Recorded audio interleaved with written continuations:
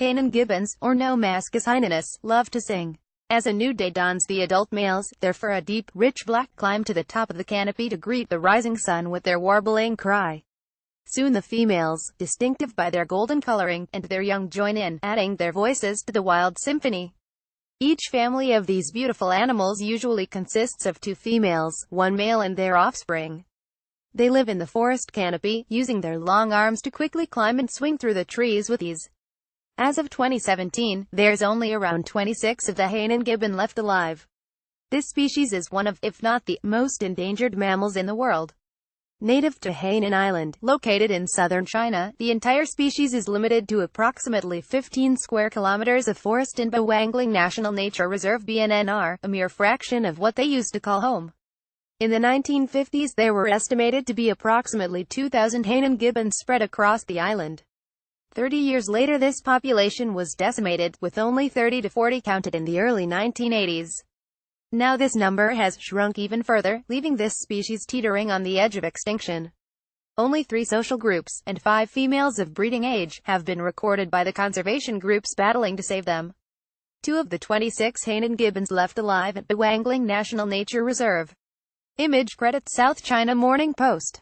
So how has the Hainan gibbon come to be in such a precarious situation? Primarily, this can be attributed to 2 main causes. Firstly, the growth of timber and rubber industries has led to massive amounts of deforestation across the island, great swaths of forest cut down for wood, to make room for rubber plantations and to create housing for an expanding population of people. Loss of this forest means that the Hainan gibbons lose their homes and their food sources. Additionally, the establishment of pulp tree plantations around the island has an impact on soil moisture, impacting the growth of other plants and trees and consequently affecting the gibbons' ability to live in these areas. Secondly, humans have had a huge, direct impact on the gibbon population. Hunting these apes for meat and to acquire ingredients for so-called traditional medicine, and their capture for the illegal animal trade, has led to a drastic decline in their population. When a species is so few in number, they're inherently at greater risk from a number of factors. Random events like disease or food shortages have a much more significant effect on smaller populations than larger ones, as do demographic fluctuations, the population being skewed towards males or females at a given time, and human influences such as poaching. There's also the genetics to think about. Fewer individuals means there is a greater chance of mating with a relative.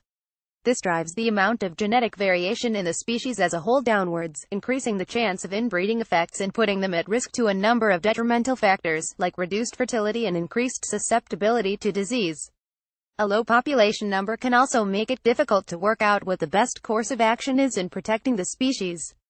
Conservation efforts need important information on the animal's ecology and trends, but with so few around, studying them to get this data can be easier said than done.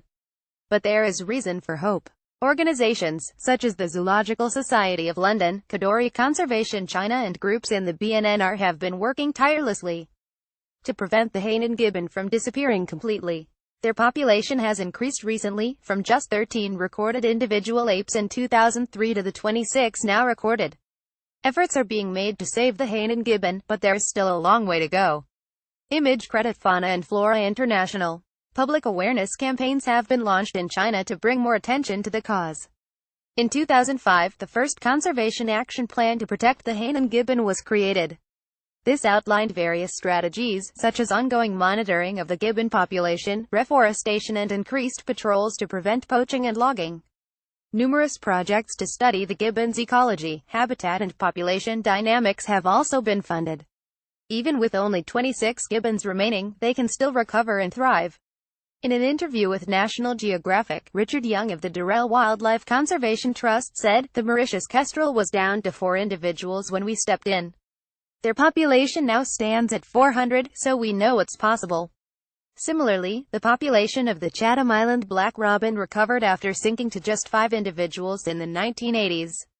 It'll take carefully coordinated efforts and intensive management to make sure that the long-term recovery of the Hainan gibbons can be ensured. There's still a long way to go, and the journey to bolster their numbers back to a healthy population is going to be difficult, but it isn't too late to keep these animals singing at the dawn of each new day.